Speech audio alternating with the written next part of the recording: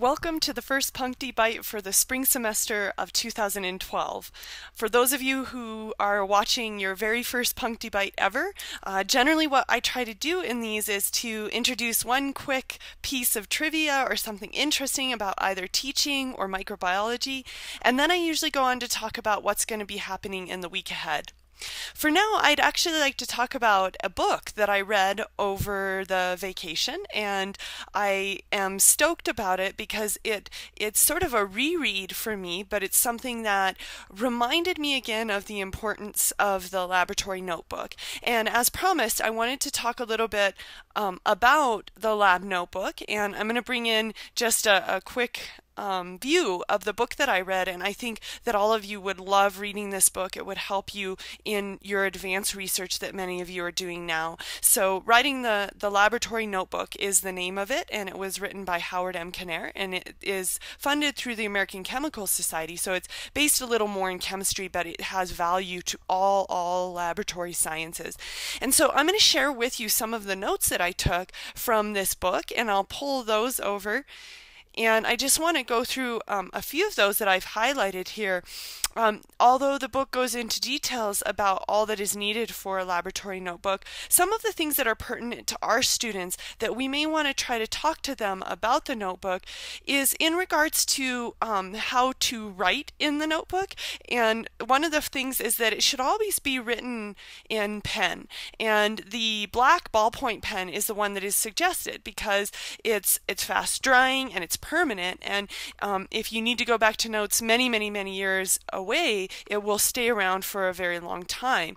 It's light fast, meaning that it won't fade in the light, so it's just something that leads to a very good and permanent record. So your students may often want to write in pencil so that they can erase, but try to explain to them why we write in a lab notebook in pen, so that it is permanent, so that it is a record, so that it is a permanent record of what was done that day in the lab. So some other things regarding the writing in a lab notebook, entries should be made immediately, and that's why I'd like to try this semester to be more attentive to their lab notebooks, and we can talk individually to find a style that works for you to check the notebooks more often.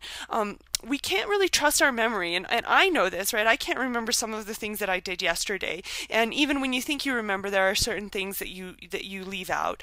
So it's important to write down and make those entries immediately, and so that's the thing that I'd like to try to encourage a little bit more this semester. Entries should be legible. We should be able to read them when we go back to them. Of course, that's very important. Numbers and symbols should be unambiguous.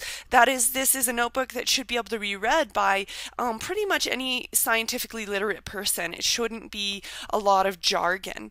The active voice should be always used to clearly indicate who did the work, so that it's known that you're the person that did do that procedure and did make those observations. So these are all important things that I want to try to start to encourage our students to do, and maybe you can start to think of some fun and creative ways to get their lab notebooks checked more often without making them seem like a burden. Allowing your students to see these notebooks as a real learning experience for them, and to try to explain to them why some of this can be so very important. In many cases, in patent disputes, the lab notebook, it serves as a legal document, and so that it can be huge, right? It can be huge. So the COX-2 inhibitor discoverer, I talked about this in some of the lab sections.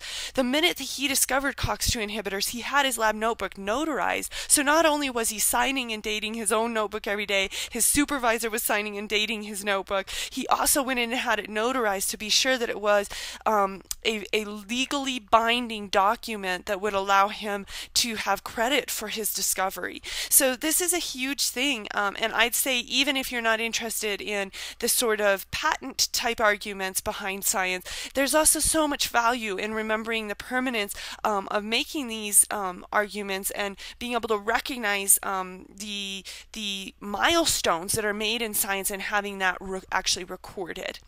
Okay, great. From here, let's go on and actually talk about what we're going to be doing this week. For most of you, we are going to be simply working on Lab 1 for the week. So for Craig and and Katie, you guys are going to run ahead. So you're going to have to be even more organized than all of us throughout the semester.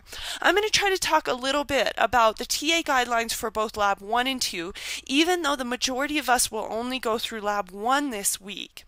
So beginning with Lab 1, just a couple of things to note. I will be doing the lecture for this lab, or John will be doing it in some of the sections. So you will not be engaging in your first lecture this week, but on the other hand, I would like you to be very ready to show your students how to use the microscope. So go through this guideline with regards to the procedure for microscopy, and particularly focus in on all of the things that we need to encourage the students to do this semester. We want to make sure that going from one section to the next, that Marielle's students don't leave the microscopes covered in oil for Sarah's students, right? We want to be sure that we're not only being kind to the microscopes, but kind to the TAs that follow us. So be really attentive to your students and how they're cleaning the microscopes and taking care of them. And I know I have been there. I've been there on days where I'm really tired and I just want to look the other way when I see poor microscopy technique. So let's promise each other not to look the other way and to take care of this. I'd also like to point out some places in here, even though in the first meeting we went through the returning TAs brought up some things that students often have trouble with on the microscopes, and that's what I've done in this section of the TA guidelines as well. A student complains that he or she can focus on the 10x but not the 40 or 100, and we talked about that, how that usually means they have the smear on the wrong side of the slide. So going through some of these will help save you some work because they're common student mistakes and things that you can help them with. The other thing that is in this section is a short coverage of protests to allow you to help your students identify some of the things that they may see on their slides. So I give you a quick reminder of the supergroups of protests and some pictures of some of the common members that we may see on the microscopes. So this may be worth a quick review prior to the first lab. Okay, that does it for Lab 1. So for most of you, that is the week in a nutshell. However, for Craig and Katie, you're going to be going into Lab 2. And so you need even more organization, because during Lab 2, the students are going to be beginning their unknowns, and you're going to be beginning staining. So the one thing that you need to do at the beginning of the hour before everything gets started is to make sure that on the board you have a couple of pictures, one of a direct stain, one of a negative stain, and then you also want to have a picture of what a possible plate will look like with the isolated colonies, and try to get across that message that an isolated colony comes from a single parent cell and thus represents a pure culture, right? So that can be take-home message number 1 of the day. You'll also want to make sure that you have enough unknowns for your students for the day and that you have those all ready to go.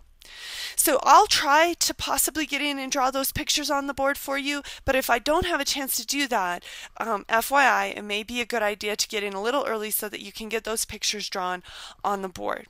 The other thing that you're going to need to be able to do for Lab 2 is to demo a smear preparation and also oil immersion. So on this TA guideline, there's a whole section describing smear preparation. So I know that all of you know how to make a smear. That's not in question. But it's different knowing how to make a smear and knowing how to teach how to make a smear. So be sure that you have a good idea of how you're going to go about teaching making a smear. You may want to go onto Virtual Edge and see how it's done there. So this is a great description to go through and to maybe practice when trying to determine how you're going to show them how to make a smear preparation. Okay, I think that pretty much covers the week and what we'll be looking at for this week. And so for most of you, I will see you on either Wednesday or on Thursday, though I will probably try to come and say hi to Craig and Katie on Tuesday as well. Okay, so have a wonderful day off tomorrow. I know it's a holiday for everyone away from classes, and I'll hope to talk to you soon.